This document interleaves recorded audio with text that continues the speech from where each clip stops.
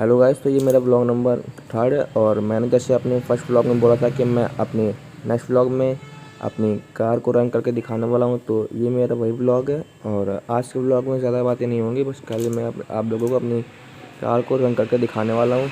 तो फ्रेंड्स, मेरा नाम है अनिकेत और आप देख रहे हैं नोमैड अनिकेत। तो आज की वीडियो फ्रेंड्स स्टार्ट करते हैं।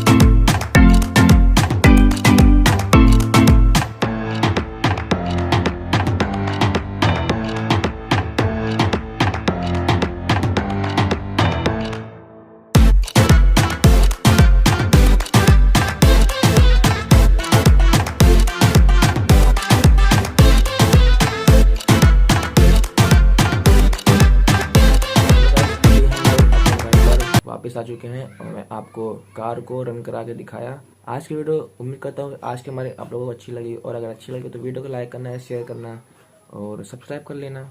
मिलते हैं अपने नेक्स्ट ब्लॉग में।